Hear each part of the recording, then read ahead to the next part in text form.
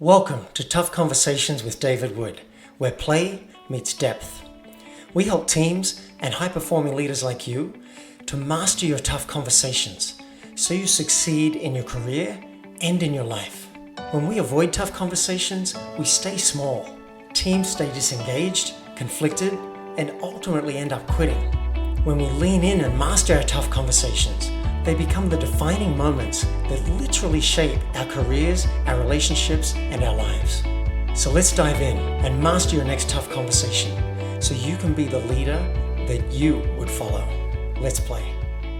Hello, rock stars, high performers. People ask me about productivity. I work with managers, vice presidents, CEOs, and they ask me, how do I be more productive in my life and in my work? How do I be more directional? How do I stay focused? There are so many distractions in this life. I imagine 200 years ago, if you wanted to do something, you'd be like, you wake up, say, all right, I'm going to go and chop down a tree. And then you go and chop down that tree. You're not in the middle of chopping down a tree and the mailman arrives and you're like, oh, wait, I've got a letter. You don't have, loads of people just dropping by to visit, knocking on your office door. I imagine it was easy. In this day and age, there are so many distractions, and a lot of people have shiny object syndrome. There are so many options, and I want to do it all at once. It's counterproductive. People ask me, how do I achieve more in less time? It's actually possible, and I'll give you a couple of case studies, a couple of examples of my clients who did it, one actually cut his hours in half and improved his results, started having record sales months. So when we try and do so many things at once, we try and multitask, we actually achieve less and we increase our stress. So ironically, or paradoxically, we're slowing down to the speed of success. We're going to slow down to achieve more. And if you're listening to this and not seeing the video, I've got a nice picture of a couple looking out over the sunset. So when you want to optimize life and work, I see three broad areas that we can work on. One is the technicals. Like, how do you do well at your job? You might study Facebook advertising, or you might study a particular leadership skill, or how to sell better. Those are the technicals.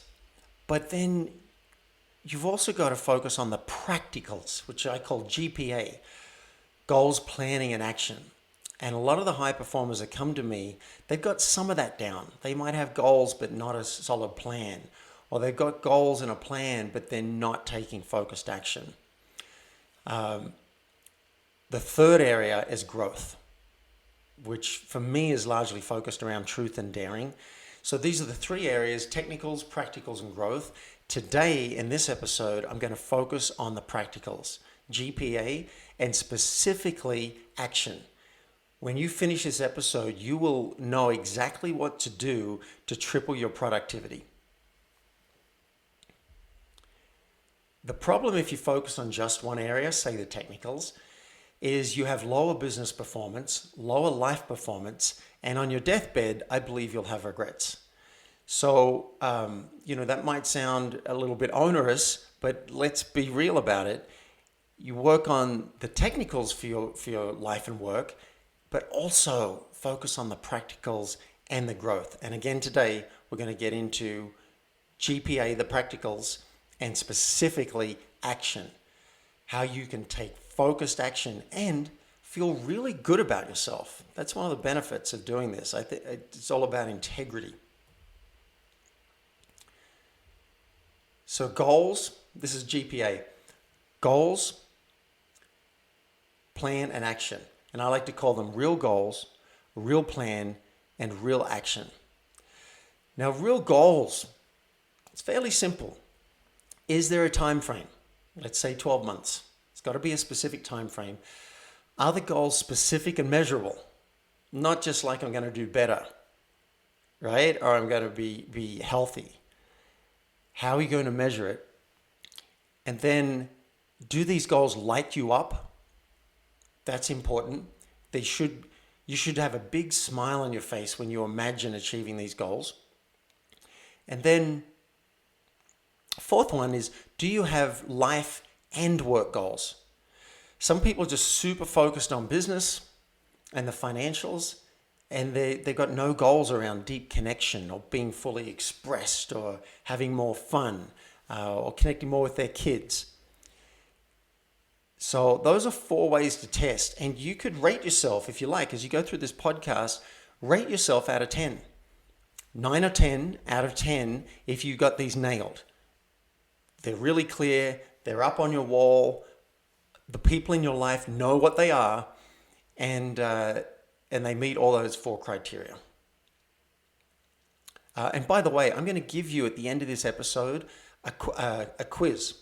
I'll give you a link to a quiz. The Play for Real life assessment takes you about 5 or 10 minutes, and you can score yourself on each of these things. Goals, planning, action, also truth and daring. We'll get into growth. It's really useful.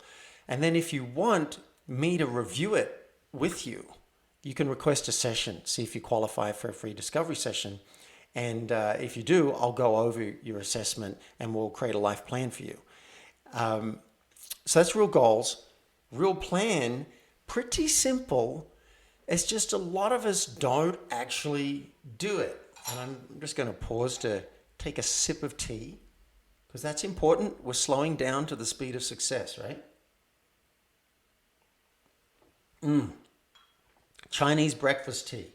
Highly recommend it. So plan, you've got your goals. Let's say you've got your goals.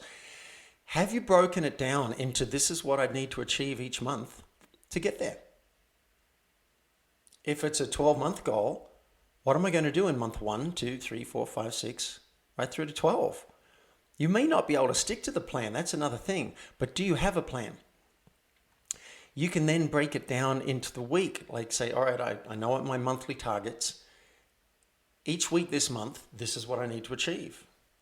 And then if you want to take it further, all right, this week, I know this is my target to reach my ultimate 12-month goal. So what am I going to do each day? What's Monday look like? What's Tuesday look like? What's Wednesday look like? That's a real plan.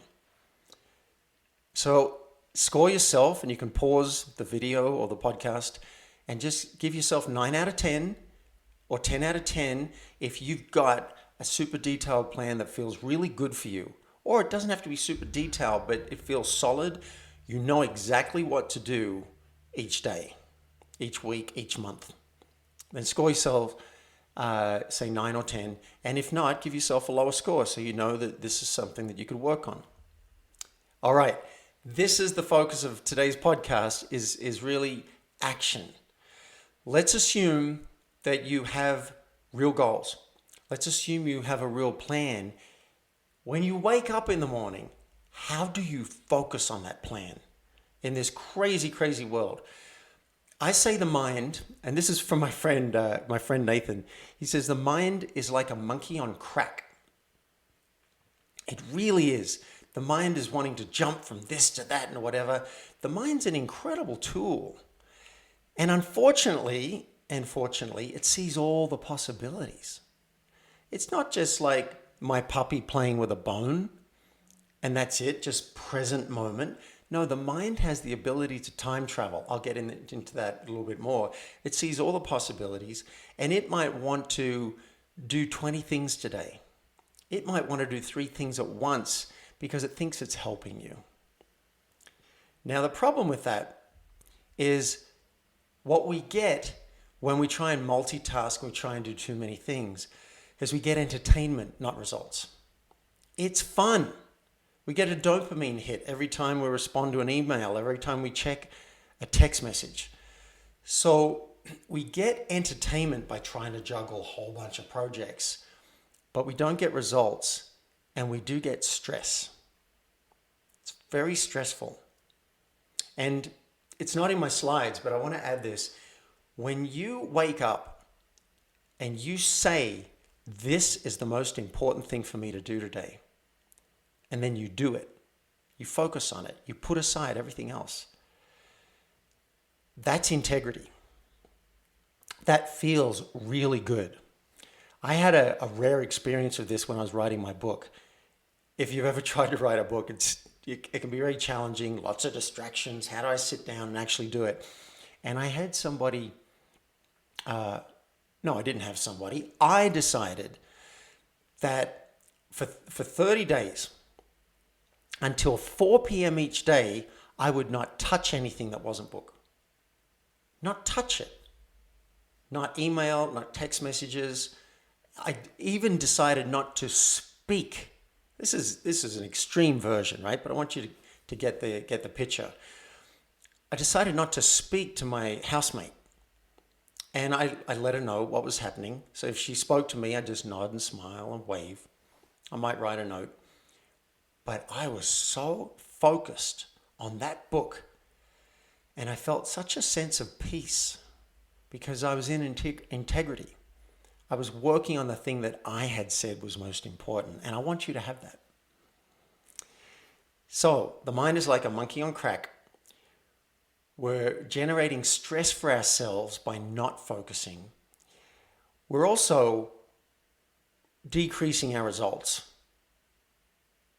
We're taking a lot longer to get where we want to go. And for some of us, we're not even getting where we want to go because mind's like a monkey on crack, jumping around from thing to thing to thing.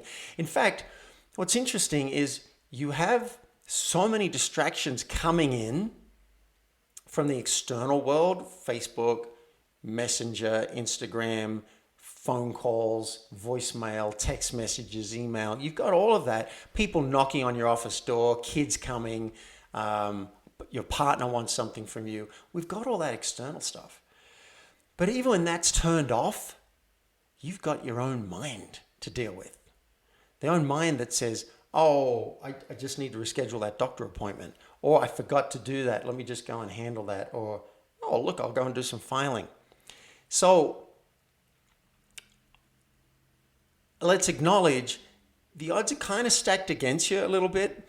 A lifetime of habit, of shiny object syndrome and distraction is what stops, in my belief, what stops most people from focused action and really getting the results they want.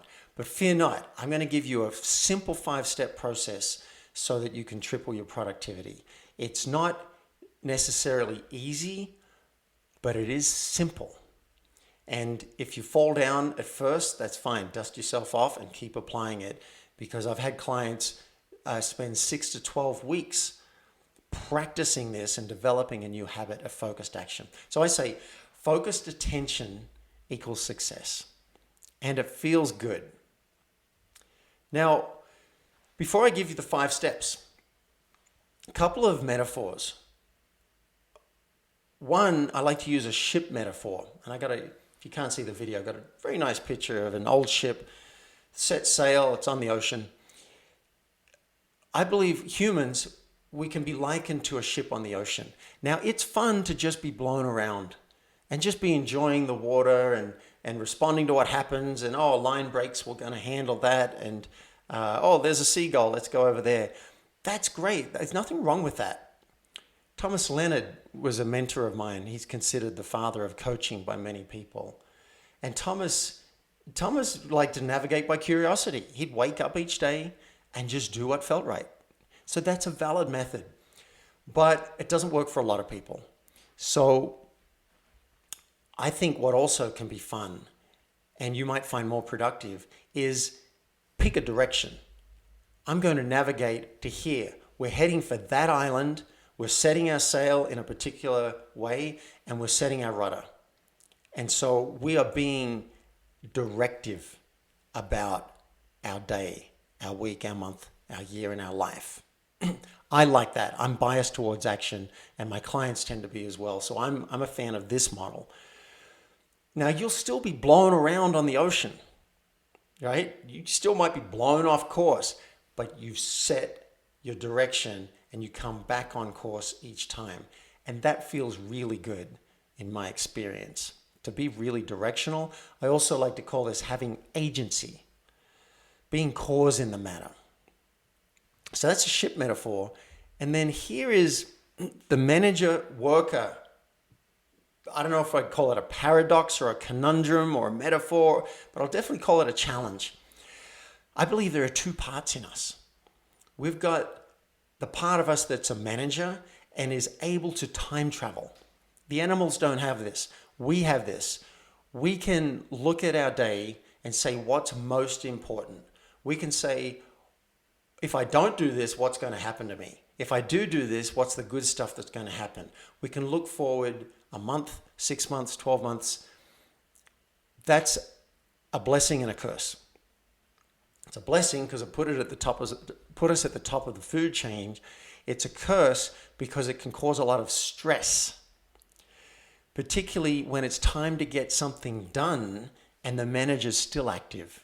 The manager's still online. The manager's still, but we really need to get this done, and we really need to get this done, and we don't actually have time to do this. That's a time to shut the manager up and get to work. So you've got the worker as the other part that lives within us. This is a simplistic view of a human being, and the worker can just get stuff done. It's not cursed or distracted by the manager that's got all these other plans and asks all these other things and does all these time travel and does all this worry about the future. The worker just gets stuff done. So a key to great productivity and great peace, I say, is to toggle back and forth at appropriate times between the manager and the worker. So I'm about to give you the 5 actions, and I'll give you a little preview. You'll set the day before the 2 most important things that you want to achieve the next day.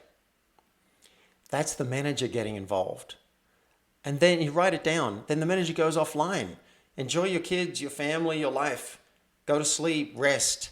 You know when you wake up in the morning what's next. You know what to start with. So in the morning, it's the worker who can wake up. Manager's offline. Manager doesn't have to worry. Doesn't have to take up RAM with all that. The worker's going to dive into action. At the end of the day, manager comes back online, assesses, pats you on the back, pats the worker on the back. Good job. All right. Was there anything missing? Tomorrow, these are the targets. Then when you wake up, it's the worker online again. I love this metaphor. It's really helped me, and it's helped a lot of my clients. All right, here's your homework assignment. Here's the action. Should you choose to accept it, this is your mission. It's 5 steps, and I invite you to try it at least once. Try it tomorrow morning. If you want better results, I would suggest that you take on a 7-day challenge, or even better, a 30-day challenge. But you pick your time frame. 7 days, you start to develop a habit. After 30 days, they say a habit is yours. So take on whatever challenge you're going to take on. Maybe let me know. I'll give you my private email address. You can send me an email at private6, that's the number 6, private6@solutionbox.com, and let me know what your challenge is. And then you can hold yourself accountable by reporting to me, yes, I did it, or hey, I fell down. You can ask me questions. All right, here it is. We'll go through it. Number 1, diarize real action blocks. It's the first critical step. When will you actually take focused action? And it's got to be in your calendar. And for me, I have to have my phone. You just heard an alarm. You might have heard an alarm go off just a couple of minutes ago. That keeps me on track. Otherwise, I might space and not show up for this sacred date with myself. So diarize real action blocks. For example, it might be, if you have the luxury to do it, depending on your work situation, it might be 9 a.m. till 11 a.m. Monday through Friday. Boom. Those are my blocks, my dates with myself. No one interrupts those. I do focused action. After 11 a.m., I can do whatever I want to do. I can check email, I can mess around, I can navigate by curiosity, I can do something that feels good. But you work out when it is. You might say Saturday from 8 till 12, that's an RA block, a real action block. So that's the first step. You must put these in your calendar. And for me, I have to set my phone alarms so they go off and say, hey, in 20 minutes, you've got a real action block. Otherwise, I won't show up for my date with myself to do this focused action and the whole thing falls apart. So that's one. Two, choose 2 needle movers. This is the day before. So the day, again, set an alarm. My phone will go off at 5 p.m. and 8 p.m. and say, David, set your targets for tomorrow. And I might set 5 targets, but I know number 1 and 2. And these 2 needle movers should be something that would move the needle in your business, your career, your life. You know, if you had a meter that judged how well things are doing, they're the critical things that if you only got these 2 things done, you would feel good about yourself for that day. So those are done the day before, written down, and they're available for when you wake up. They might even be sitting there on your desk when you get into work. 3, this is huge. Turn off distractions. If you don't turn off distractions, then you're just doing what you always do, and you'll be blown around on the ocean. So this is harder than it sounds. My computer gets set to turn off notifications. I don't want any ding when email comes in. My phone goes onto airplane mode. If I was in an office, I would let my secretary or my coworkers know I'm unavailable. I'm working on a focused project and unavailable, let's say till 11 a.m. Let someone know where to find you. You might also leave your office. Go and hide in a conference room where no one knows where you are, phone turned off, and set a rule for yourself. Do not check email before these real action blocks. I also recommend, by the way, that you book these real action blocks early in the morning because we burn willpower over the day. Studies have shown it's harder for us to tackle something in the afternoon than it is in the morning. So that's my recommendation, but you don't have to. Do not check email. Do not even, if you even see a text message on your phone and read it, even if you don't respond to it, the science says apparently that your IQ is lowered by 15 points for the next 15 minutes, something like that, because there's a part of your brain that's holding that text in your head. You don't want any of this. And if you check email first, I'm lost. I'm lost now in a whole sea of email and forget about it. Plus now it's harder for me to focus on anything else because I burned up some willpower responding to email.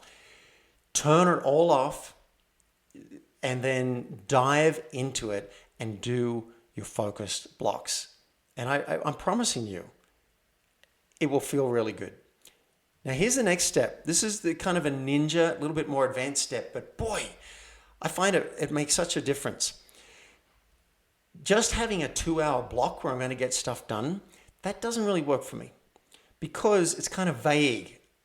I got my targets, but I got 2 hours to do it. It's a bit too long. And also my mind's like, I don't want to work for 2 hours. I don't want to do this at all sometimes. So what I do, let's say you got a 2-hour block, break it down into 4 25-minute segments. This is called the Pomodoro technique. So I guess I'll show you this. I already did it. I created a 2-hour block this morning, and I don't know if you can read this. This is really simple. I said, okay, till 8:30, that's the first Pomodoro. That's the first 25 minutes, and I'm going to do the slides for this presentation. And then I take a 5-minute break. Then I set my timer again for 25 minutes, and the next one, that'll take me till 9 a.m. That's record. That's what I'm doing now. And then the alarm went off, so your 25 minutes is up, and I probably should take a break, but I don't want to pause the recording and risk messing up the recording, so I'm just going to go through. And then the next Pomodoro is edit. I will edit this video, and then it's going to take 2 Pomodoros. It's going to take 2 25-minute blocks for me to do, upload to YouTube, put it on the blog, write a little article, do the email, and do the Instagram video. That'll probably take me an hour. So what I love about this is you're creating a 25-minute sprint. It does two things. One, it focuses you. You know what the target is, and I'm much less likely to get distracted because I know I've only got 25 minutes. I'm kind of working on a sprint. The other thing it does is it forces a break at 25 minutes. I have to go and move my body. Maybe I'll play with my puppy for a while. I might make a cup of tea. I might move my body, just dance for a minute. It feels good. It's like a little bit of a reward. And then here's the kicker. I want to get back to it. What I used to do, and still sometimes do, is I'll work 2 or 3 hours straight, kind of burn myself out. It's no wonder I don't want to work the next day. But if you make yourself take a break before you want to, then you'll be hungry to get back to it. And then step 5 is the fun 5-minute breaks. So to recap, diarize your real action blocks. You might just say, tomorrow morning, I'm going to test it out. 9 till 11, it's a 2-hour block. Choose the 2 needle movers the day before. Write them down. These are the 2 things that I will achieve in that block. Turn off all distractions, harder than it sounds. Set your 25-minute targets for that block. If you've got a 3-hour block, you might have 6 25-minute targets. You break it down into little pieces, which brings us back to the planning part of goals, planning, and action. And then make sure you take the break. Sometimes, okay, if you want to cheat a little bit, I might reset the timer for 10 minutes because I'm in the middle of something. I really don't want to stop. But when that second timer goes off, I have to stop. It's a game. So I want to give you a quick example of evidence this works, because yeah, I'm telling you this, and I'm telling you that I work with clients and I've been coaching for 20 years, but I want you to know of like even a name, and here's a photo if you're watching the video of someone who's applied this and had outstanding results. So this is Bradley Long. He's got a website called shoptimized.net. And he creates themes for people who use Shopify and sell things in e-commerce. And Bradley was already doing really well. He just had shiny object syndrome. He liked to try and do a bit too much, and focus was an issue. And he's like, can you help me with focus? I said, yeah. Seems pretty simplistic. We probably might do 20 other things too, but yes. And he ended up moving to Costa Rica with his family, 4 kids, cut his hours in half by applying these focus techniques, and started hitting monthly sales records.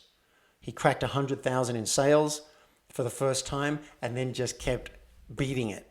And he had a 5th kid. So that's an example of how you can actually achieve less with more simply by focusing. So if you're thinking, oh, this is I don't have time for this, you don't have time to not do this. Mark Twain said, 20 years from now, you will be more disappointed by the things that you didn't do than by the ones you did do. So I want you to be really clear on what's important to you in life and work, and to apply focused action towards getting it. Even if you don't get the exact results you want, the integrity feels really good. And one last example, Dennis Mauser. He's got a great product, Elon.nl is his website, and it's a product for women who have issues with itching around the bikini line when they're shaving. And I'm pretty sure the business has over $1 million in revenue, and we worked on goals, planning, and action. Right? It wasn't rocket science. We did other stuff like relationships and surrender and emotional regulation and things like that. But goals, planning, action, intertwining work and life balance, and not just the technicals, right, of his business. He just said to me recently, he said, that's one thing I loved about it, is that as we work on life, it improves the business, and as we work on business, it improves the life. And he started hitting record sales months as well after like a month or 2 into the coaching. So this is evidence that if you focus on goals, planning, and action, life and work both get better.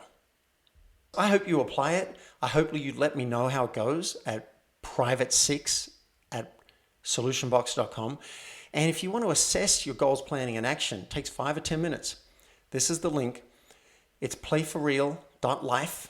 That's not .com, playforreal.life/quiz2. That's the number 2, quiz 2. And that'll take you to a life assessment where you can assess your goals, planning, and action, give yourself a score, assess your truth and daring and your growth. You can also pick some goals for yourself. It's very enlightening. I hope you enjoy it. And I hope you get way more productive in your life and that you get a sense of peace and integrity out of this and that your life and work get better. You've been listening to Tough Conversations with David Wood. Now it's action time. Mastering your tough conversations will have a major impact on your team, your company, and you as a high-performing executive or entrepreneur. If you're ready, request a discovery session with me at playforreal.life so we can transform your team, your company, and you.